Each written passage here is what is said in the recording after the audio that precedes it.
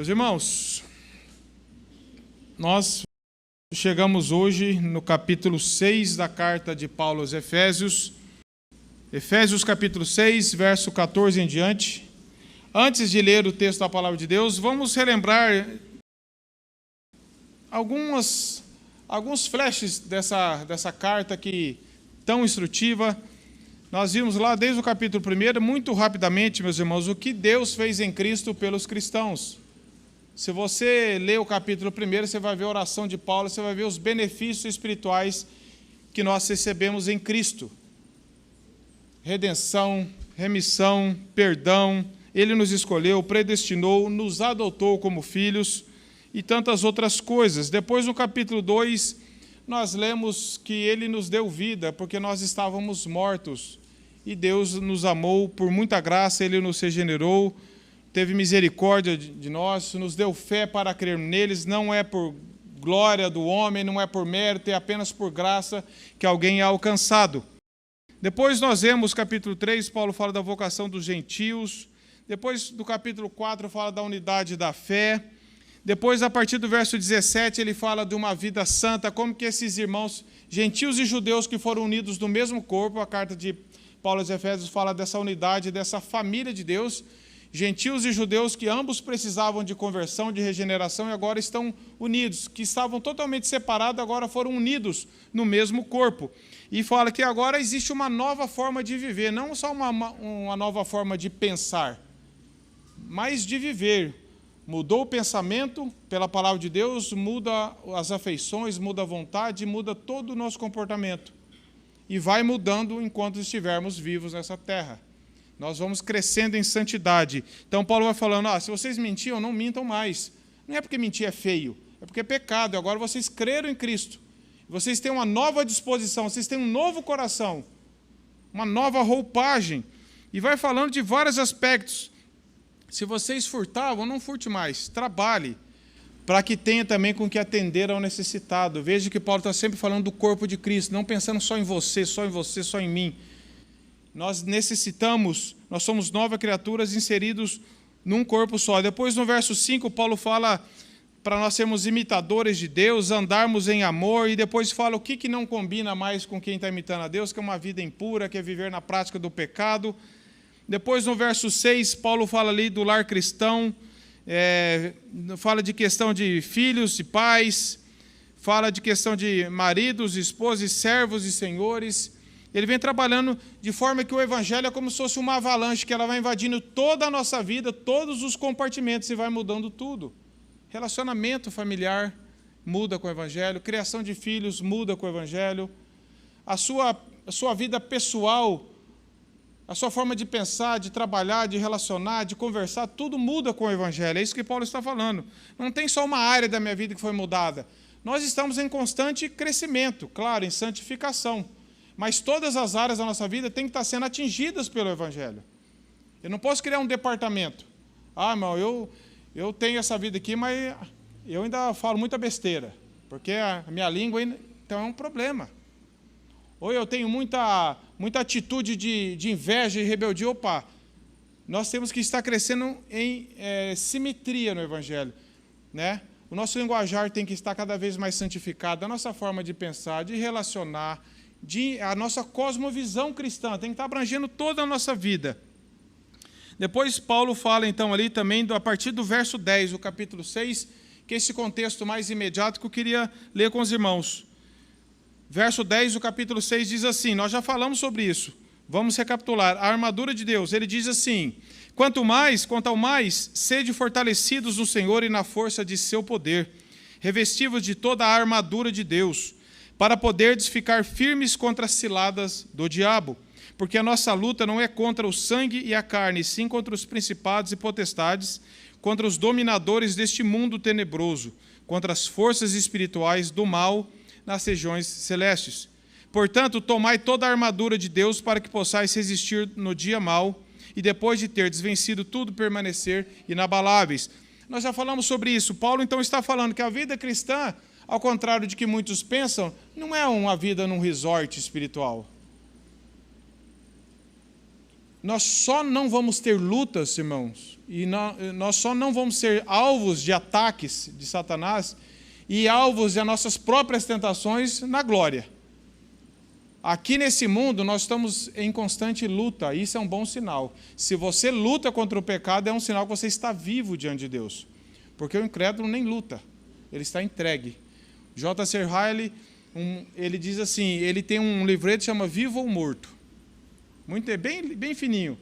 E ele fala, se você está lutando contra o pecado, é um sinal que você está vivo diante de Deus.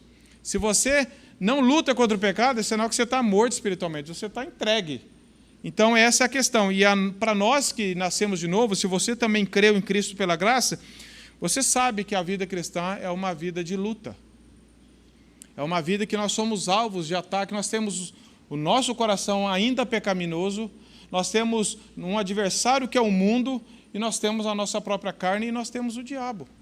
Nós não podemos negar isso.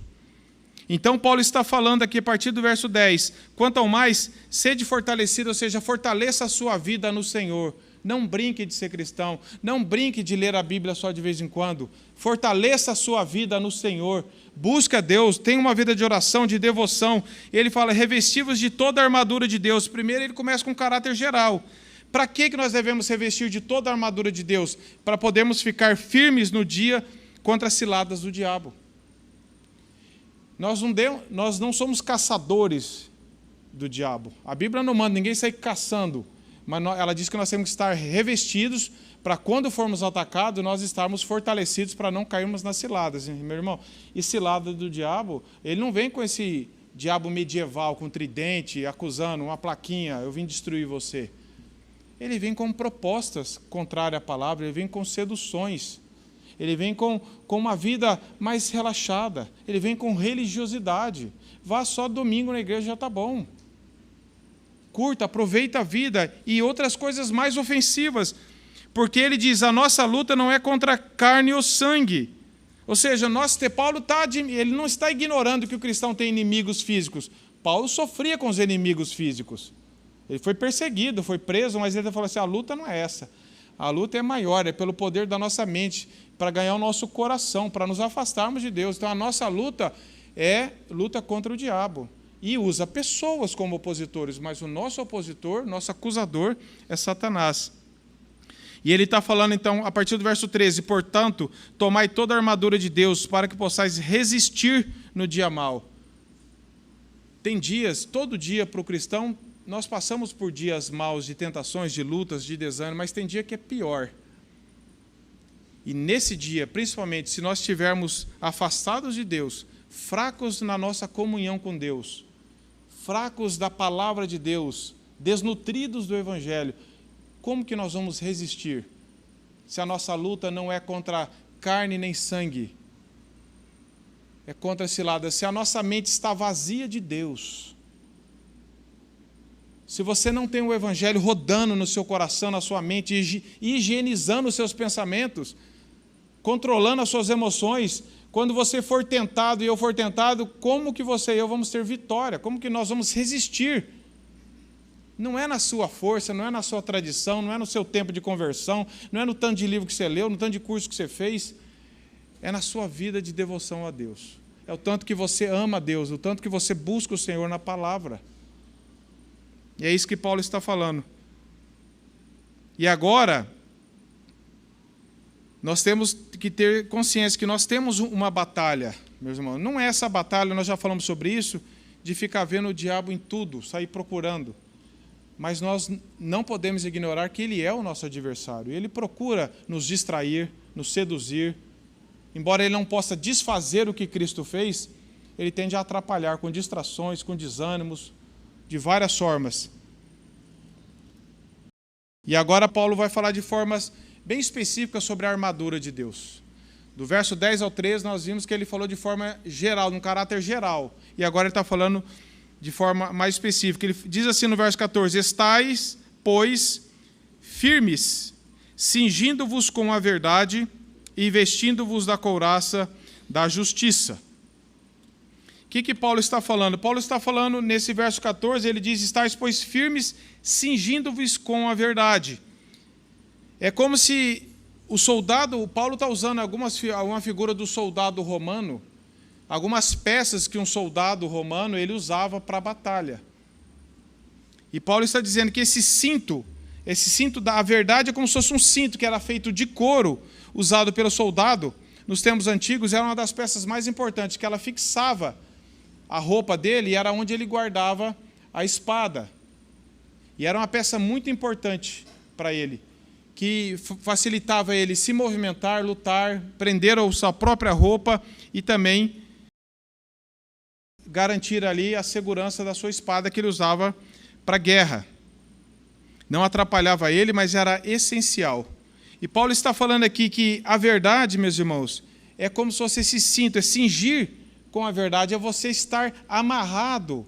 A verdade de Deus está amarrada no seu coração, na sua mente, para que você possa resistir, para que você possa avançar como cristão, na caminhada cristã. Ao mesmo tempo que você avança com liberdade do Evangelho, você está se protegendo de ciladas, de ataques, que ele vai falar de dardos inflamados, de ataques, de várias coisas que um cristão sofre.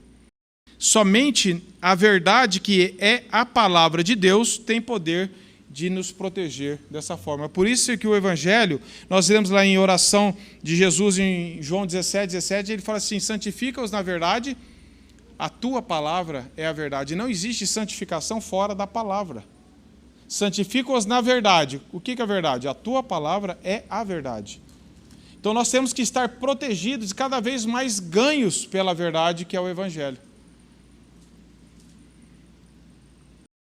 Firmados na palavra, nós temos total segurança.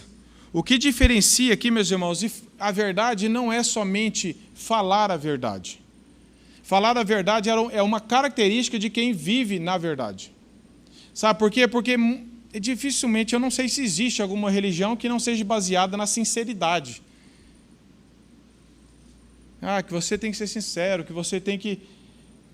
Mas elas não são baseadas na verdade, que é a palavra de Deus. Então, o cristão que está firmado na verdade, que é a palavra de Deus, ele vai andar na verdade, em integridade, como nós devemos andar como cristãos. Mas não é o aspecto moral de só falar a verdade, é de viver na verdade, que é o Evangelho. E nós devemos saber que esse cingir da verdade é você meditar na palavra todo dia. É você manter contato com a palavra de Deus diariamente. Mas é um contato, meus irmãos, não é um contato onde você apenas lê uma frase de efeito e compartilha com alguém. Já fiz a minha parte. É você se debruçar na verdade. Para que você esteja cingido, para que ela esteja amarrando a sua mente, o seu coração, as suas emoções, guiando toda a sua vida de acordo com o padrão das Escrituras. E aí eu pergunto para você, a sua mente está amarrada na verdade? Paulo fala em 2 Coríntios, se não me engano, 10:5, ele fala que ele leva todo o pensamento cativo à palavra de Deus. Ou seja, ele pega os pensamentos dele, a mente dele, e amarra na verdade do Evangelho. Mas isso não vai acontecer assim. Deus instituiu meios, que é a meditação na palavra, que é a própria palavra de Deus. Se nós não meditamos em oração, falando: Senhor, a minha mente precisa estar presa aqui, ó. O meu coração precisa estar sendo guiado pela verdade. Não apenas saber sobre a verdade. Você pode saber sobre a Bíblia, você pode dar aula, você pode pregar, mas a verdade, ela mesmo assim, ela pode não estar amarrando o seu coração, sua mente. Você pode estar amarrado em outras coisas que está ganhando mais o seu coração. Então, Paulo está falando: está, pois, firmados, cingindo-vos com a verdade. Deixe que a verdade amarre a sua mente. Coloque a sua mente em submissão à palavra, o seu coração rendido à palavra de Deus. E ele diz: cingindo-vos com a verdade e vestindo-se da couraça da justiça. A couraça da justiça, ela era uma proteção que o soldado usava para os seus órgãos vitais na batalha. Eu vou ler aqui uma definição, que o cinturão de couro do guerreiro romano defendia e protegia a parte do abdômen dele. Era algo muito forte, que protegia contra as lanças no momento de guerra que ele era atacado. Era um couro bem grosso. Fechava a sua túnica e segurava a espada. Parece que Paulo tinha em mente a confiança que vem da certeza da palavra de Deus. Nas cartas de Paulo, quando nós vemos o termo justiça, ele fala de justificação, daquele que foi justificado por Deus. John Stott diz assim sobre esse versículo: certamente, nenhuma proteção espiritual é maior do que um relacionamento justo com Deus. Ter sido justificado pela sua graça mediante a simples fé em Cristo crucificado, ser vestido numa justiça que não é a sua própria, mas é a justiça de Cristo. Ficar em pé diante de Deus, não condenado, mas aceito. Esta é uma defesa essencial contra uma consciência acusadora e contra os ataques caluniadores do maligno. Paulo está falando que a única proteção do cristão verdadeiro é estar revestido pela justiça de Cristo. Ou seja, ninguém vai vencer isso à parte de uma vida com Deus. Você não tem técnicas para vencer, você tem que estar em Cristo. Você tem que estar revestido da justiça de Cristo. Ou seja, você tem que ter crido no Evangelho, crido em Jesus Cristo. E falar: Senhor, a tua vida está em mim. A tua morte foi a minha morte. E eu estou vestido pela justiça de Cristo. Isso nos protege de sermos atacados mortalmente pelas tentações do diabo. Não é técnica, não é moralismo, não é o teu QI, a tua inteligência, é você estar em Cristo. É isso que nós entendemos. Porque nós lemos lá o que Paulo fala em Romanos 8:1. Não há mais condenação para quem está em Cristo Jesus. E em Romanos lá, depois ele fala: nem a morte, nem a altura, nem nada nesse mundo pode nos separar do amor de Deus que está em Cristo Jesus. Essa é a nossa segurança. Essa é a nossa justiça. É a perfeita justiça de Cristo em nós. Mateus Henry diz assim: a justiça de Cristo imputada a nós é a nossa couraça contra as flechas da ira vindoura e contra os ataques de Satanás. Se você não creu no Evangelho, se você não foi alvo da graça de Cristo, você não tem como lutar com isso. Não é técnica, meu irmão, não é tempo de igreja, não é estratégia, não é ficar citando versículo aleatoriamente. É você estar seguro numa pessoa. Cristo me amou, Cristo deu a vida dele por mim e me deu fé para crer nele. Eu estou seguro nele. A palavra de Deus mesmo diz que Deus é o nosso escudo, a nossa proteção. É a perfeita justiça de Cristo que nos protege. Nele estamos seguros. E eu pergunto: você está em Cristo? Você creu em Cristo de verdade? Amém. Ou você acha que você está seguro porque você pertence a uma igreja? Ou porque teu pai era pastor, porque teu avô e você nasceu na igreja, né? Você tem certeza que você está em Cristo? Que a justiça, a perfeita justiça de Cristo está sobre você? Ela foi creditada na sua conta? É isso que dá, porque essa segurança não traz orgulho, meus irmãos. A religiosidade traz um orgulho falso. Porque eu acho que eu estou seguro, mas eu não estou seguro. Mas o Evangelho me traz uma segurança plena de que eu olho para o que Cristo fez e falo: eu estou seguro porque Ele me salvou. Então nós não temos motivo nenhum para estar orgulhosos, para estar... ao contrário, nós nos quebrantamos e falamos isso com humildade e gratidão diante de Deus. Um relacionamento correto com Deus. E o que é um relacionamento correto com Deus? É quando o Evangelho molda a nossa vida e você acredita, fala: Senhor, se não fosse a tua graça, a tua misericórdia, eu estava eternamente perdido. Você creu em Cristo, meus irmãos?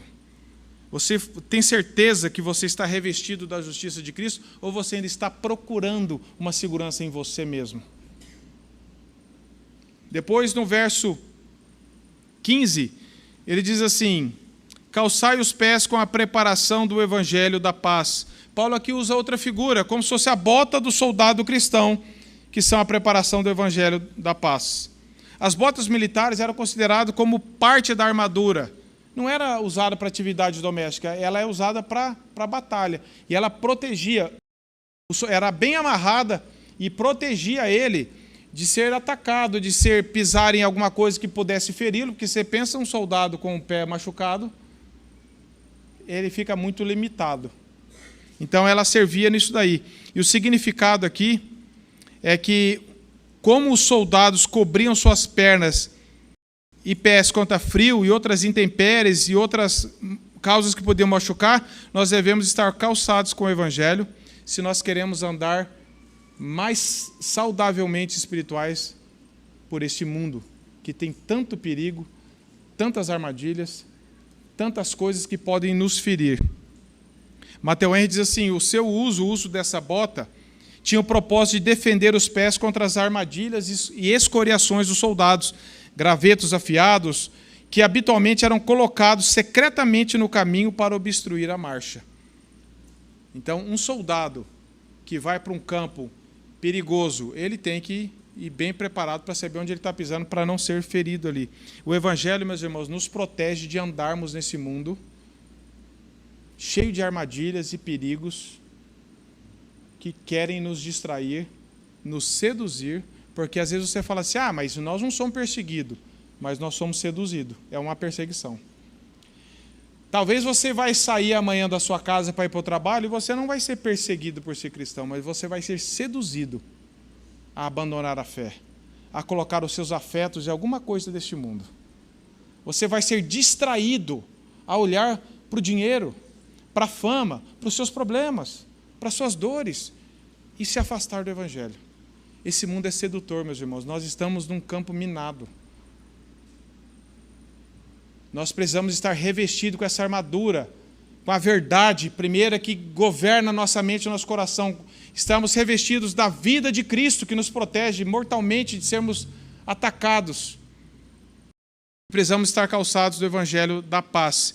E veja, meus irmãos, o Evangelho da paz que nos prepara para enfrentar lutas. O que é paz? Paz não é ausência de guerra. Uma pessoa pode viver sozinho, num lugar isolado. Se ela não está em Cristo, revestida da justiça de Cristo, ela está em guerra com Deus, ela está em oposição e ela está imperturbável. Não é o lugar. As pessoas acham que naquele lugar me transmite paz. É porque ele está um tempo sossegado, sem ninguém perturbar ele. Mas a paz verdadeira, meus irmãos, é um estado espiritual, é você estar com um relacionamento correto diante de Deus. Quando Deus ganha o nosso coração, quando Deus nos salva, nos torna nova criatura, nos perdoa, então Ele nos reconciliou, que nem Paulo fala em 2 Coríntios. Nós somos reconciliados com Deus e agora nós temos paz. Por isso que Paulo fala em Romanos 5:1. Justificados, pois, temos paz. Justificados, ou seja, revestidos da justiça de Cristo, nós temos paz. Você não vai encontrar paz em nenhum lugar, em nenhuma situação financeira. Em ouvindo mentira pela internet, que nem foi pregado hoje, as pessoas que estão querendo seduzir. Danilo falou sobre isso um pouco de manhã. A paz não é ausência de guerra, meus irmãos, porque a Bíblia diz que ela está falando para nós nos revestirmos para uma batalha, o Evangelho da paz.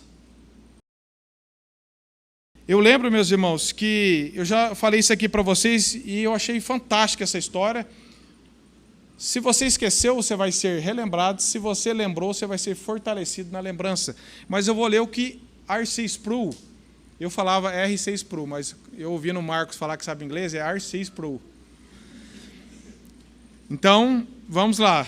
Ele diz assim, no livro dele sobre Romanos, falando sobre paz. Eu achei isso fantástico. Ele contando uma história dele, ele diz assim: quando eu tinha 6 anos de idade,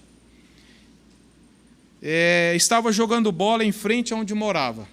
De repente começou uma correria de pessoas e todo mundo gritando. Eu fiquei muito assustado. Pensa, uma criança de 6 anos.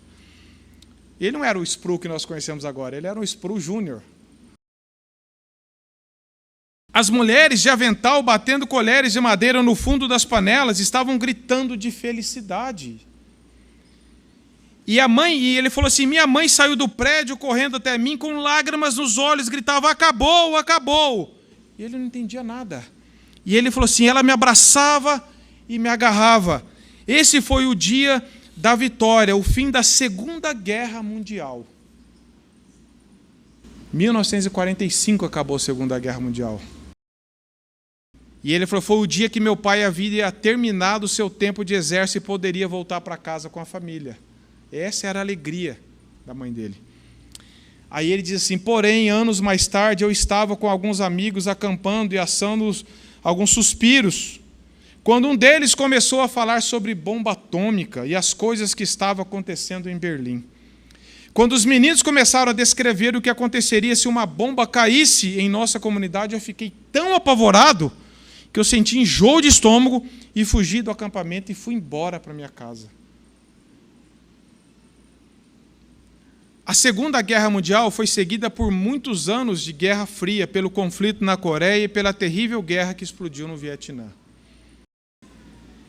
E ele diz, essa é a paz temporária que o mundo oferece. Acaba uma guerra, começa outra. E é uma guerra interminável no coração do ser humano que não tem quem termina, é só a vida de Cristo, meus irmãos.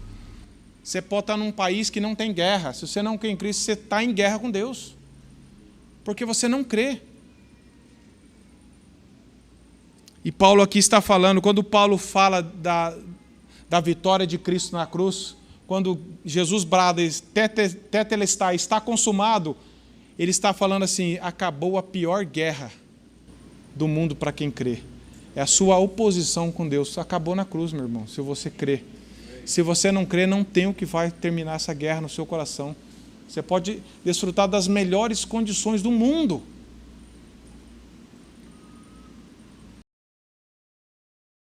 Jesus, o único que bradou estaca, você pode comemorar a vitória da cruz, porque ela não vai ter mais outra guerra contra você, e você não vai estar mais em oposição com Deus se você creu nele, porque o perdão de Deus é para sempre.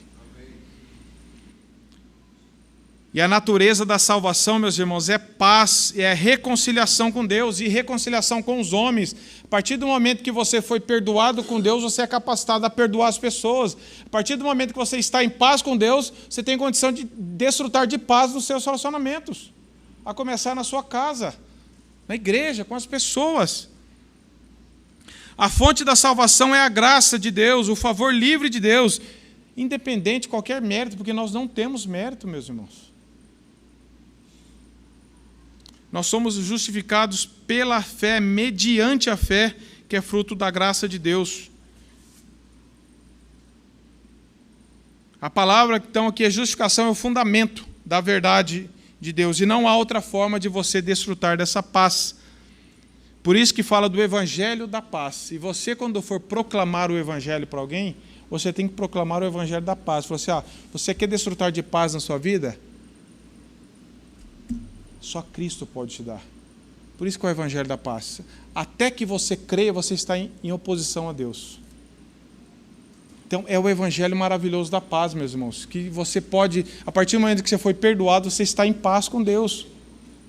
Depois ele diz, no verso 16, embraçando sempre o escudo da fé, com o qual podereis apagar todos os dardos inflamados do maligno. A quarta peça da armadura que Paulo fala aqui é o escudo da fé. E ele diz, embraçando, o que está escrito aí? De vez em quando? Sempre, meus irmãos. Não perca essa palavra. Embraçando sempre o escudo da fé. A fé na palavra de Deus. A fé bíblica, meu irmão, não é um sentimento. A fé bíblica, ela está sempre associada inseparavelmente à pessoa de Cristo. Se você perguntar para todo mundo aí fora, você tem fé? Eu tenho. Aí você pergunta, o que é fé? Aí você vai ver que a fé deles é pensamento positivo, é uma esperança que de alguma coisa pode melhorar, é expectativa de alguma coisa, mas a fé que Paulo está falando aqui é a fé bíblica, é a fé em uma pessoa. O que qualifica a fé é o objeto da fé, que é Cristo. Não adianta nada você falar que você tem fé fé na fé, fé em alguma coisa, fé não serve de nada. 1 João 5,4 fala assim, esta é a vitória que vence o mundo, a vossa fé. Que fé? A vossa fé em Cristo. Porque a fé falsa, ela não vence nada, meus irmãos. Não adianta você inventar a história que eu tenho fé, eu sou uma pessoa de fé. Em quem você crê? É o objeto da sua fé que importa. Não é nem o tamanho, é o objeto. Porque a nossa fé, ela é pequena, infelizmente, mas se nós formos lendo a palavra de Deus, ela vai aumentando. Eu já contei para vocês aqui da frase daquele maior evangelista da história, D.L. Moody. Ele falava assim: eu orava pedindo fé. Já crente, Senhor, aumenta a minha fé. Aí ele falou assim: parece que a minha fé não aumenta. Ele falou assim: aí um dia eu comecei a orar e ler a carta aos Romanos. Ele falou assim: a minha fé vem sempre aumentando. Porque a nossa fé ela é desenvolvida pela palavra de Deus. O tanto da nossa fé é o tanto que eu busco a Deus na palavra dele. É o tanto que eu creio que isso aqui é verdade. Nunca devemos nos afastar da palavra. É isso que ele está falando. Embrace sempre o escudo da fé. Não se aparte do evangelho. Não busca Deus só na emergência. Não busca Deus só quando você fala: eu acho que tentei tudo, não consegui, agora vou recorrer. Não. Tentou tudo o quê? Sem Deus nós não conseguimos fazer nada. Leia 1 João 15,5. Sem mim, Deus não pode fazer nada. Vencer o mundo, vencer o mundanismo, é só pela fé em Cristo. Por isso que João fala lá, 1 João 2,15 e 17, não ameis o mundo, nem as coisas que há no mundo, porque quem amar o mundo, as coisas do Pai não está nele. O resto do versículo os irmãos lembram. Como que eu não vou ser vencido pelo mundanismo? E o mundanismo começa no coração, meus irmãos, não começa no exterior.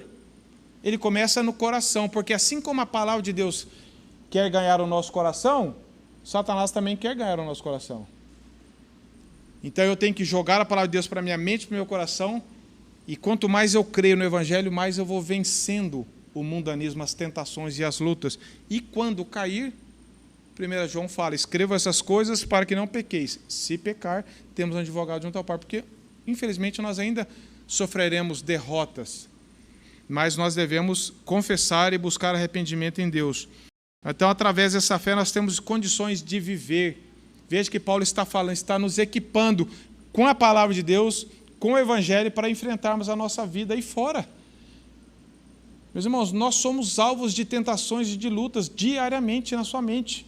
Nem todo mundo nas mesmas áreas, mas todos nós somos.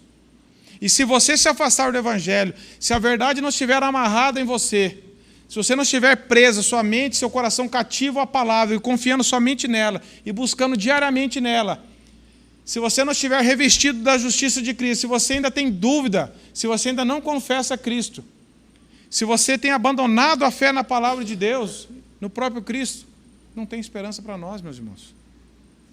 A palavra é o objeto da fé e não pode ser aplicada para o nosso uso, senão pela fé. E Calvino diz: a fé nada é e nada pode fazer sem a palavra de Deus. Por isso, meus irmãos, não separe fé da palavra, fé de Cristo, porque não tem. É fé em Jesus, é mediante a fé em Cristo Jesus. A Bíblia nunca diz assim, mediante a fé. No que não? Mediante a fé. Aí você escolhe onde você quer pôr a tua fé. Não, mediante a fé em Cristo Jesus. O tanto que você e eu temos buscado na palavra de Deus. E ele diz assim, embraçando sempre o escudo da fé, ele continuou: com o qual podereis apagar todos os dardos inflamados do maligno. Nós temos um inimigo, e ele é maligno. Nós não temos um adversário, como se fosse assim, um adversário no esporte, que luta segundo algumas regras, e tem um intervalo, e volta do intervalo, e no final, embora adversário, a gente se cumprimenta. Não é essa a ideia de adversário que é um inimigo de Cristo, inimigo dos cristãos. Satanás, o objetivo dele é nos acusar, nos difamar, nos separar do Evangelho de Cristo, e ele vive para isso. E ele não descansa enquanto ele não conseguir fazer isso. É um inimigo que nos sonda diuturnamente, dia e noite, para tentar nos afastar da palavra de Deus, meus irmãos. Tem muita gente que acha que o alvo de Satanás é só andar de carro mais velho. Meus irmãos, o alvo de Satanás é a nossa mente e o nosso coração. Se você se afastar do Evangelho, você pode estar andando de carro que for, morar na casa que você quiser, ele está contente. O alvo de Satanás é o nosso coração, porque o alvo da Bíblia também é o nosso coração, o alvo do Evangelho também é o nosso coração. O que Jesus fala? Amarás o Senhor teu Deus de todo o teu coração, toda a tua alma, todo o teu entendimento. E Satanás quer ganhar justamente esse terreno. Ele quer nos fazer pensar como o mundo pensa. Ele quer nos fazer ficar preocupado como o incrédulo fica. E os dardos de Satanás que atira em nós são tentações violentas, incitando a nossa alma ao fogo do inferno. Matthew Henrique fala isso, meus irmãos, ao fogo do inferno. Ele quer nos tentar fazer de todas as formas acreditar na mentira dele, de que uma vida afastada de Deus é uma vida feliz. Esse é o slogan dele, a vida melhor é a vida sem Deus. Aí o resto gira tudo em torno disso. Não foi isso que ele falou para Eva? A fé, ela nos protege disso. Pela fé em Cristo, por causa de Cristo que nos deu a fé para crer nele, que a fé é um dom de Deus, nós somos preservados em santidade. Nós podemos falar, isso aqui não procede de Deus, eu não creio nisso. Eu começo a ter a palavra de Deus e a minha fé é fortalecida para resistir aos dardos inflamados de Satanás. E ele diz aqui que são dardos inflamados, seja, que vêm com veneno, que vêm para causar dano no nosso coração. Sabe aquele pensamento que vem na sua mente, aquele desejo que vem no seu coração, que parece uma grande oportunidade, que parece uma coisa boa? Ele vem inflamado com o desejo de você ignorar a Deus, de você pecar contra Deus. E se você não está amarrado pela verdade, se você não está revestido de Cristo, se a tua mente não está saturada do Evangelho, se teu coração não está amando a Deus, o que vai segurar você e eu? Nada. Verso 17, tomai também o capacete da salvação e a espada do Espírito, que é a palavra de Deus. Capacete da salvação fala da garantia de salvação que nós temos em Cristo, meus irmãos. Não há dúvida de que o poder salvífico de Deus é a nossa única defesa contra o inimigo de nossas almas. Em Cristo nós estamos seguros. Não por causa de nós, mas por causa dele. Nós lemos lá em Judas 1, 24 e 25, que diz assim, ele é poderoso para preservar a nossa fé até o dia final. Quem que nos preserva? Quem que nos garante a salvação? A salvação não foi um presente que Deus nos deu, falou, agora você cuida dele, porque você pode perder. Tá, eu te dei, agora vai depender de você. Meus irmãos, Deus nos deu, Deus mantém e Deus nos preserva até o final. Se dependesse de mim e de você, meus irmãos, nós já tínhamos acabado faz tempo com esse presente de Deus. Então, o capacete da salvação fala dessa proteção que nós temos em Cristo, é a garantia de que, por causa de Cristo, que ninguém pode desfazer o que Cristo fez. Isso vai gerar orgulho, vai gerar vontade de pecar naquele que não é regenerado. Porque naquele que entendeu o que custou a vida de Jesus, a salvação, que ele teve que dar a vida dele por mim, como que eu vou zombar disso? Paulo fala isso em Romanos 6, como que eu vou falar? Então beleza, então já que está garantido, o cristão verdadeiro, ele fala, Senhor, misericórdia, não deixa eu nem sonhar com isso. Eu quero honrar, eu quero viver de forma que honre o Senhor. Joel Bick diz assim, a segurança da fé é a convicção do crente quanto ao fato de que, pela graça de Deus, ele pertence a Cristo, recebeu o perdão de todos os seus pecados e herdará a vida eterna. Aí ele fala assim, mas como que eu vou, quais as evidências de que eu estou realmente salvo em Cristo?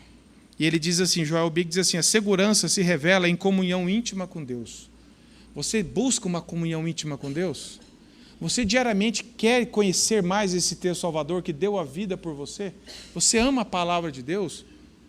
Ou você relaciona friamente com Ele? De vez em quando, eu estou tão preocupado com outras coisas. E ele diz assim, revela uma comunhão íntima.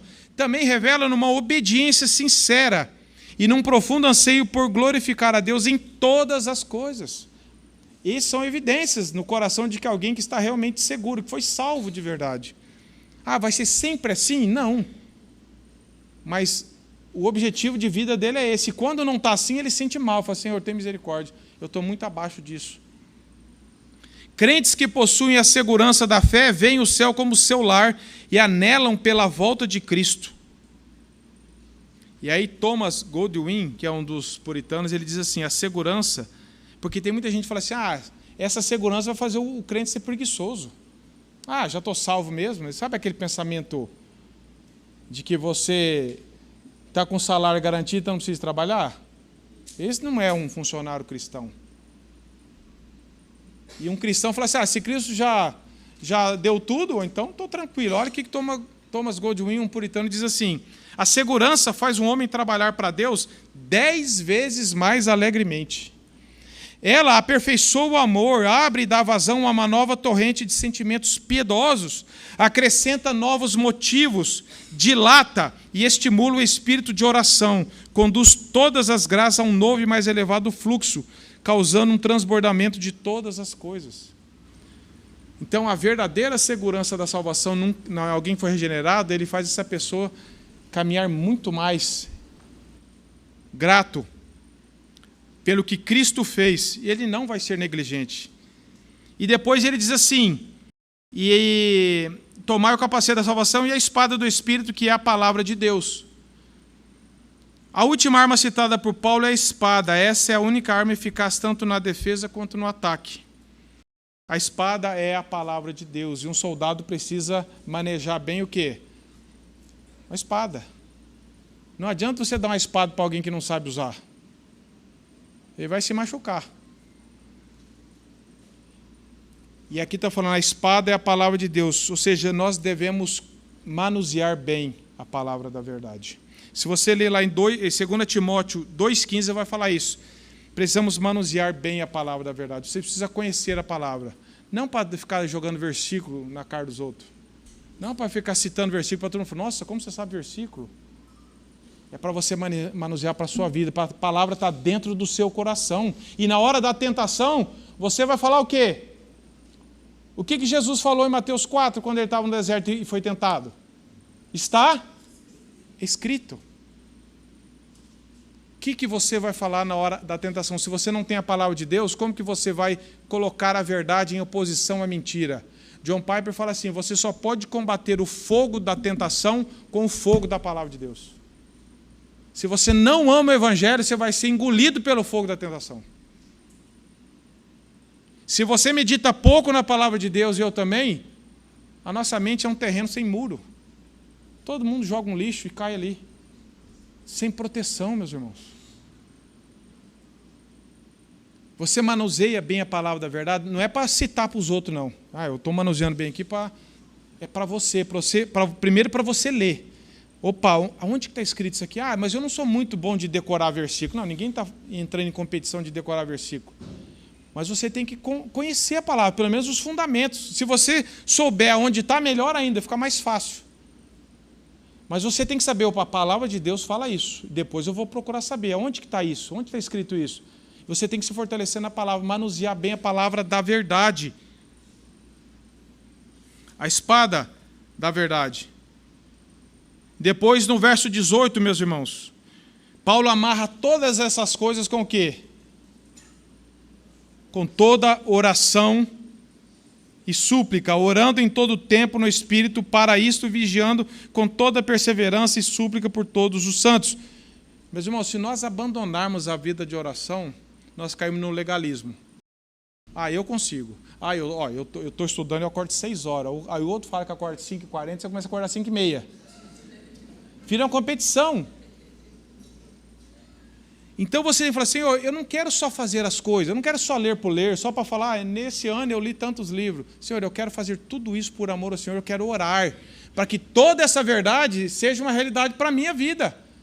Meus irmãos, tem 2 coisas que todo cristão, homem ou mulher, na história da igreja, que foi usado por Deus, que Deus usou a vida dele. Nem todos eram pregadores, nem todos eram professores, nem todos eram cantores, porque tem pastor que acha que ele é cantor, ele é tudo, né?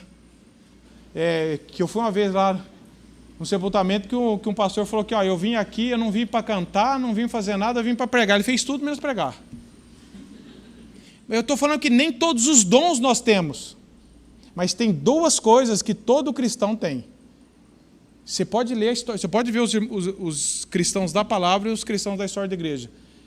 Vida de devoção, de leitura e oração. Não escapa um, meus irmãos. Mas nem todos eram pregadores, nem todos escreveram grandes coisas, mas eles estudavam a Bíblia e oravam, homem e mulher. Martin Lloyd-Jones diz assim: não há nada que diga a verdade a nosso respeito como cristãos, tanto quanto nossa vida de oração. Tem outro irmão que eu não vou citar porque eu posso estar confundindo a fonte. Ele diz assim: Se você parar de orar, você começa a pecar. E se você começa a pecar, você vai parar de orar. A oração e pecado não andam juntos, a oração verdadeira. Um crente que para de orar, ele está totalmente vulnerável a todo tipo de pecado. E aí Paulo fala assim, aí você fala assim, não, mas eu oro. Todos nós aqui, eu acho que oramos, de vez em quando, né?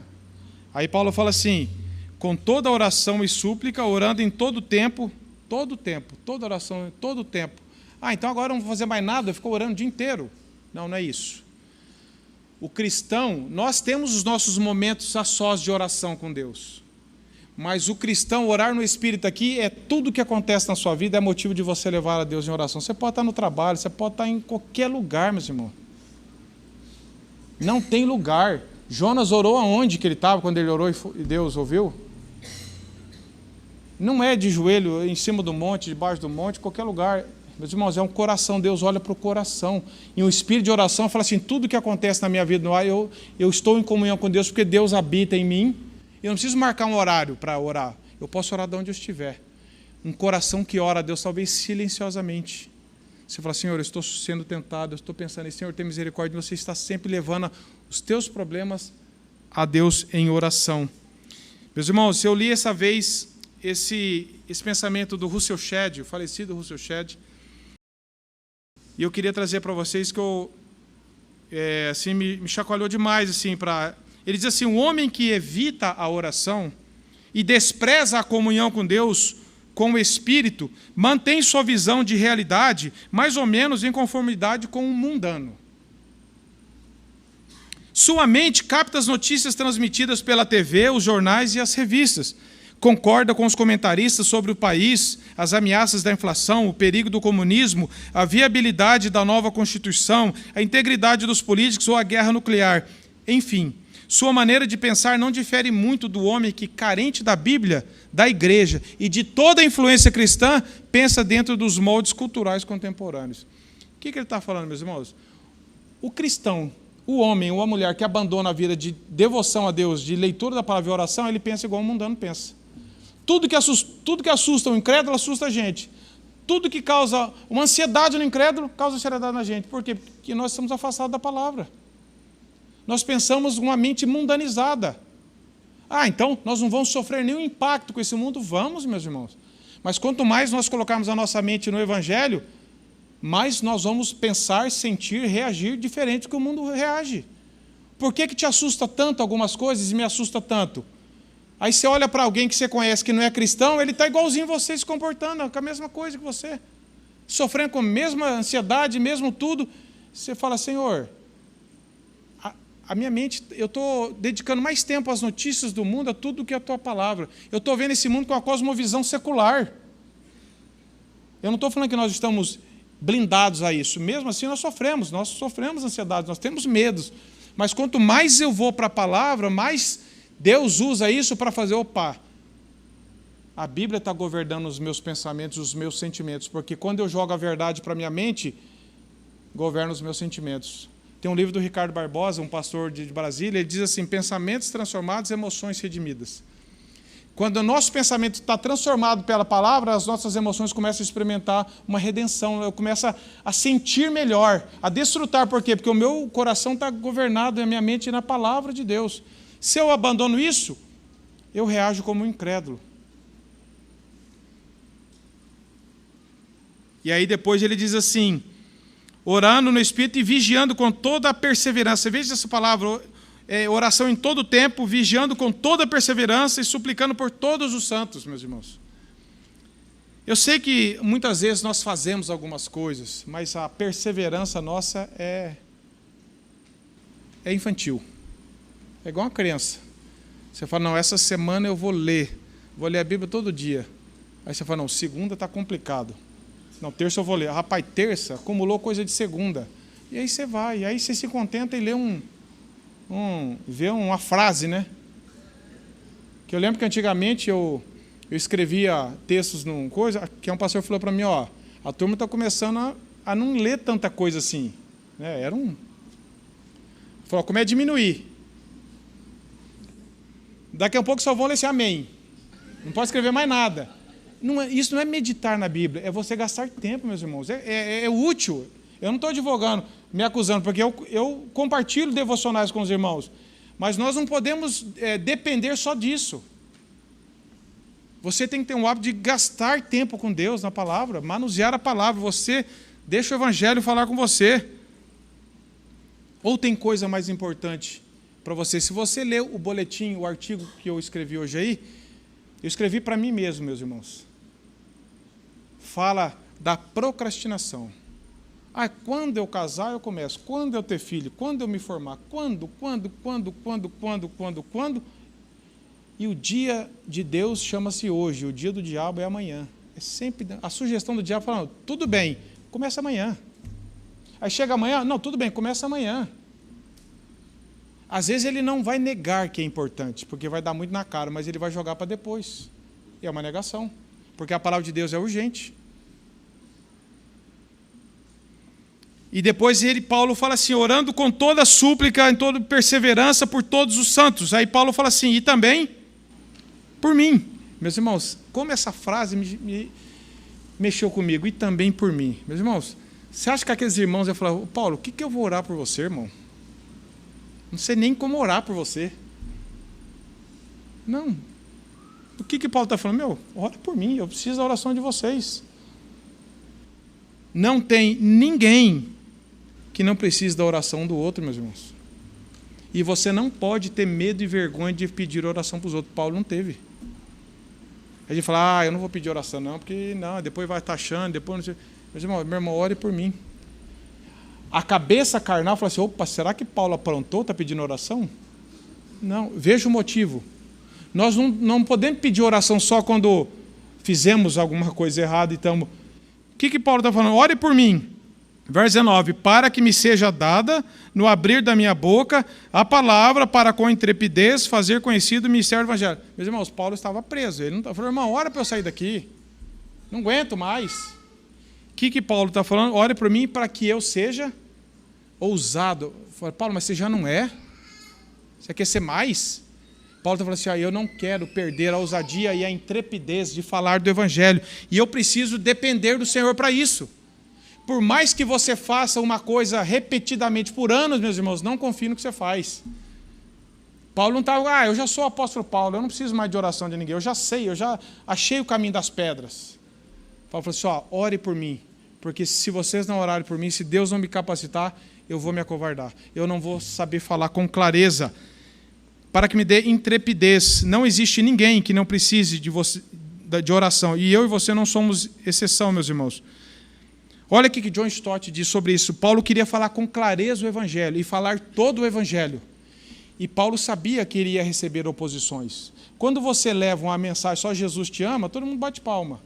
Mas quando você leva uma mensagem completa, você é um pecador, precisa de arrependimento e da graça de Deus, muitas pessoas podem... E John Stott fala que Paulo estava dizendo mais ou menos assim, a clareza e a coragem permanecem sendo duas das características mais cruciais da pregação cristã autêntica. Clareza e coragem. Falar do Evangelho de forma clara e falar do Evangelho como ele é. E ele diz assim, alguns pregadores têm o dom do ensino limpo, lúcido, mas falta ali nos sermões conteúdo sólido. O cara fala, você entende, mas não tem nada. É o algodão doce, você pega e derreteu, não tem nada. Não tem solidez. Fala, eu entendi o que ele falou, mas era isso? É isso que é o Evangelho? Não, não é. E olha só, a substância é diluída pelo medo. John Stott fala assim, a pessoa ela não consegue falar da substância do Evangelho porque ele está com medo, ele está acuado. Meus irmãos, todos nós podemos cair nesse erro. Por isso que nós dependemos da graça de Deus. E John Stott diz assim, outros são ousados como leões, não temem ninguém e não omitem nada. Mas o que dizem é só confusão e acabam não esclarecendo nada. Dois opostos. A clareza sem coragem é como a luz do sol no deserto. Bastante luz, mas nada que vale a pena olhar. A coragem sem clareza é como uma bela paisagem à noite. Muitas coisas para ver, mas nenhuma luz para desfrutar da visão. O que é necessário nos púlpitos do mundo hoje é uma combinação de clareza e coragem. a palavra e intrepidez. Paulo pediu que os efésios orassem para que essas duas coisas lhes fossem dadas, pois as reconhecia como dádivas de Deus. Por que Paulo está pedindo isso? Porque Paulo não está confiando na oratória dele.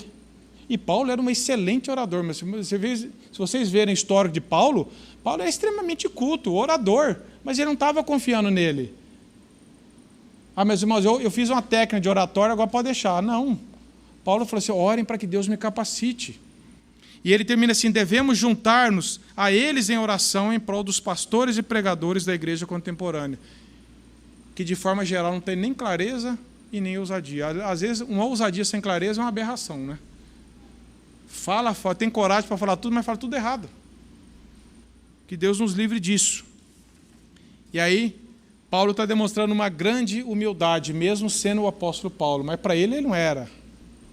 Para ele era um servo de Deus, como ele diz, o maior dos pecadores. A maior prova de que Paulo estava falando vinha do coração é a vida dele. Ele está falando, ore por mim para que Deus me capacite. Ele não confiava nele, meus irmãos. E aí o verso 20, para terminarmos aqui a carta, o verso 20 diz assim, pelo qual sou embaixador em cadeias, para que em Cristo eu seja sempre ousado para falar.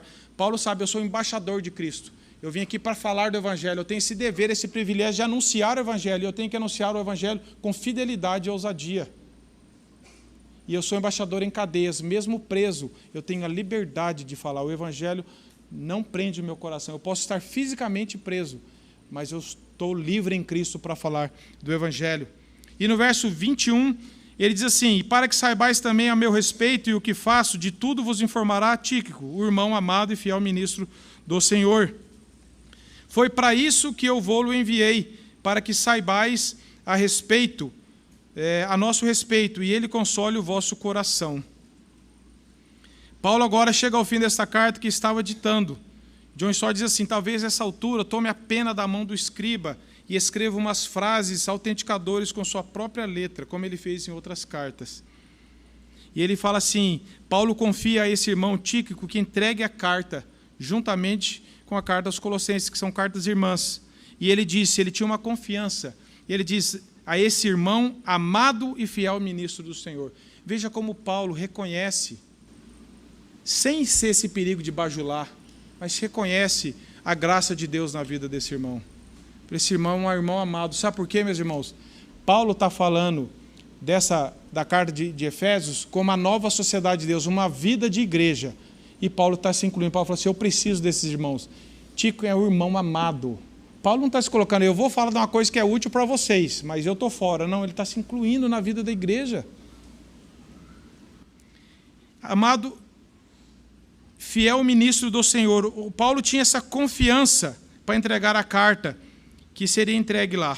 Paulo também podia estar preocupado em que falsas notícias pudessem estar chegando aos irmãos de Éfeso sobre o estado de saúde dele, e os irmãos estivessem apavorados. Então ele fala assim, esse irmão fiel e ministro do Senhor, foi para isso que eu enviei, para que saibais a nosso respeito, e ele console o vosso coração com a verdade, de que eu estou bem, de que eu estou em paz com Deus, de que eu estou orando por vocês.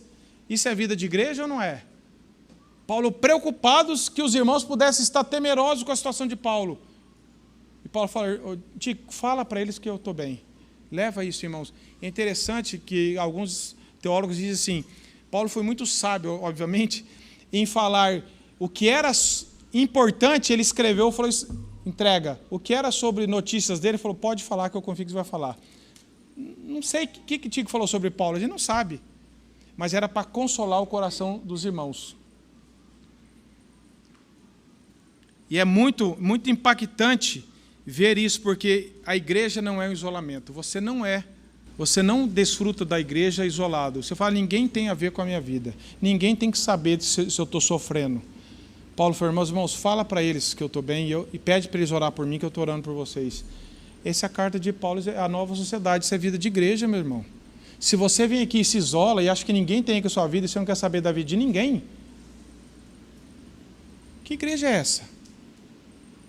Nós temos que ter confiança um no outro.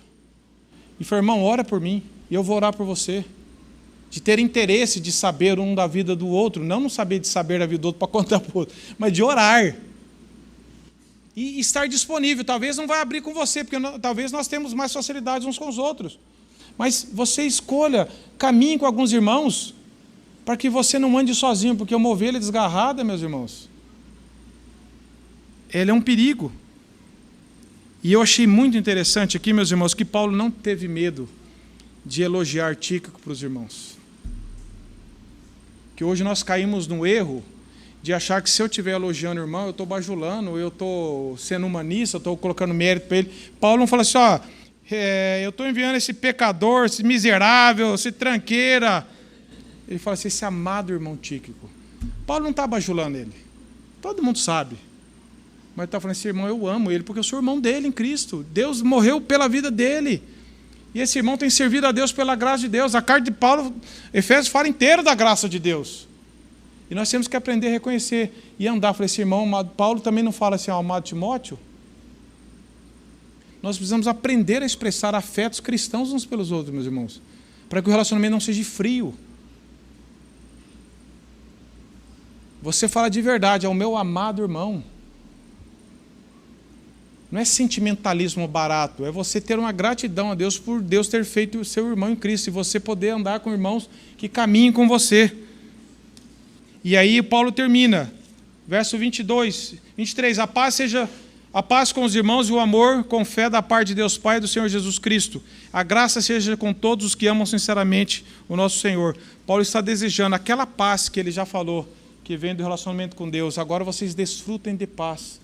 Desfrutem de uma paz entre os irmãos e de um amor, porque quem está em paz demonstra amor, um amor verdadeiro, com fé da parte de Deus Pai e do Senhor. E ele termina a carta dizendo assim, a graça seja com todos os que amam sinceramente o nosso Senhor. Você ama sinceramente o Senhor? Essa graça está com você, porque você ama a Deus com sinceridade. Não é perfeição, irmãos. Nenhum de nós ama a Deus com perfeição, nem como devemos amar ainda. Mas peça que Deus te dê um coração que ame a Ele. Porque se você o ama, é porque a graça já te alcançou. E se a graça já te alcançou, você vai ser capacitado a amar. E que essas palavras de Paulo aos Efésios sejam para nós. Se você ouviu todo esse estudo de Efésios, principalmente essa última mensagem, você não entendeu nada. Não tem sentido para você, ore e fala, Senhor, eu ainda faço parte de outro povo. Eu não conheço essa graça, eu não tenho essa fé, eu não estou preocupado com a santidade. E você pode clamar a Deus, da onde você está, sentado aqui agora, ou ouvindo pela internet. E Deus pode alcançar a sua vida.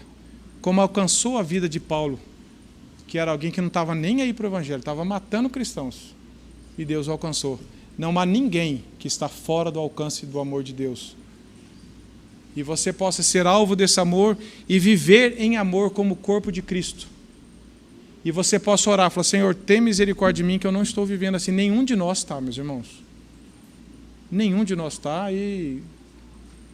Mas nós não podemos falar, já que ninguém está, não. Fala, Senhor, tem misericórdia de nós, me leve a ser alcançado pela Tua graça, a desenvolver, a andar em amor, a viver como igreja e a me revestir da Tua palavra para resistir, manusear bem a palavra da verdade, andar em amor, orar uns pelos outros, estar preparado com o Evangelho da paz para você realmente, esse Evangelho que trouxe paz a você, para que você transmita essa paz a outras pessoas e que Deus tenha misericórdia de todos nós e nos leve a uma vida mais profunda com Ele, meus irmãos.